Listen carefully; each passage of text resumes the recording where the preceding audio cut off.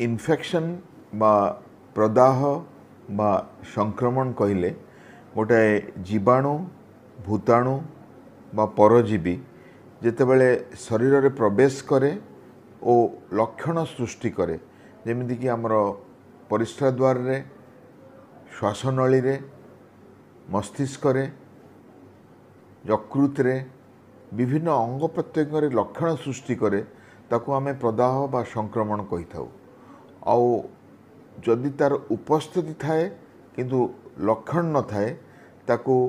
भाइरिमिया बा बैक्टेरिमिया बा सेप्टिसिमिया कहा जाए। जो मानकर रोग प्रतिरोधक शक्ति कम जेमिति कि छोट पिला गर्भवती स्त्री लोक